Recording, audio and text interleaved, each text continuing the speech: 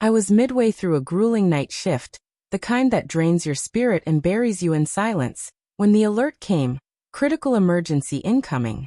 I barely paid attention, not until I heard the names. My wife. My son. My brother. The words hit like a hail of gunfire. I bolted. I don't remember the run, just streaks of white hallway and flickering overhead lights that felt like warnings. And then I saw them. Still. Broken. Covered in blood. A doctor stepped in my way.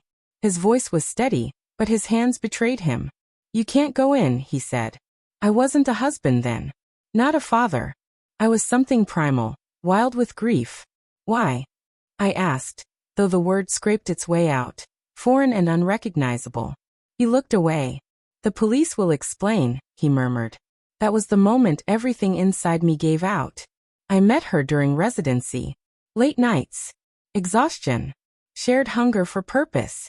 We were drawn together by the weight of ambition and loneliness. We built something out of the chaos. Early coffees, rotating shifts, swapped stories from the emergency floor. She gave up her medical career when our son was born. Said she wanted to be there, to be present. I believed her. Nate, my brother, was a drifter. Never rooted, always chasing something across cities, women, continents. I'd bailed him out more than once, helped him clear debt. Even let him move in when he promised to start fresh. I saw the change in her first, lighter when he was around. More alive. Her gaze lingered on him too long. I told myself I was imagining it. Until I wasn't. Subtle signs crept in. Her phone always face down. Laughter that vanished when I entered a room. Grocery trips that stretched too long. A strange softness when she said his name. One night, I woke to murmurs outside the window. Her voice. "You think he knows?" she whispered. "No. He trusts me too much," he replied. I didn't move. Didn't confront. I just listened. I didn't rage. I didn't cry. I watched. I waited.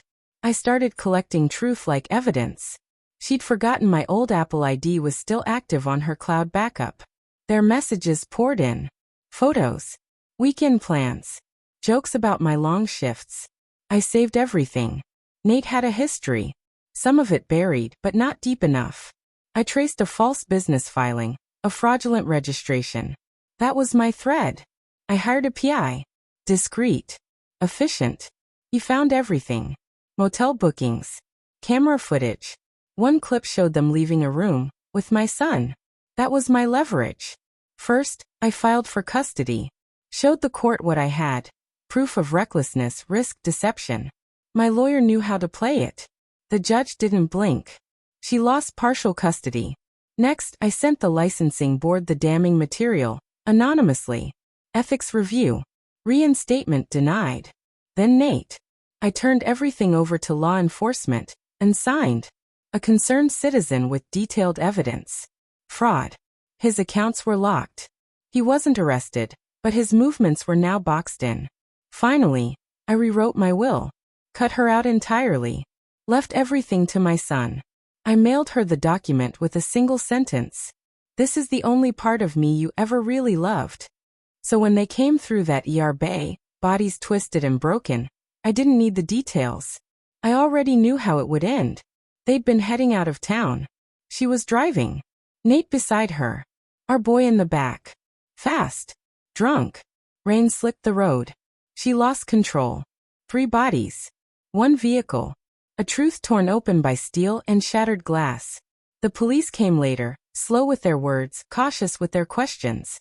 But I'd been sitting on that cold bench for hours, soaked in blood I couldn't identify, and I already knew. Vehicular negligence. Alcohol confirmed.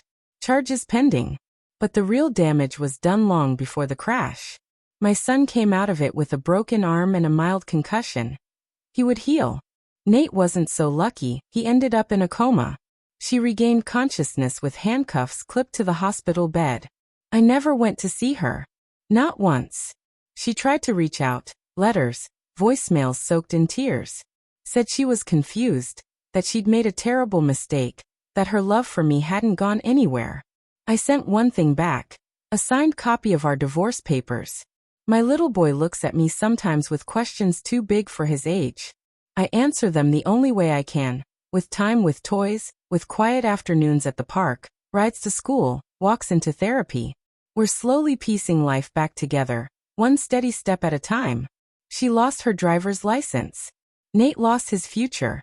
And I lost the benefit of the doubt. I never shouted. I didn't need to. I told the truth. And that was enough. The night the sentence came down, I sat in the last row of the courtroom. She didn't glance my way, didn't look at anyone really. The judge called her actions reckless. I called her a memory. People ask how I stayed composed through it all. The answer's easy. When someone shows you who they are, believe them. But when they show your child, you make damn sure that lesson leaves a scar, not a cycle. I used to be a husband, a brother, a father.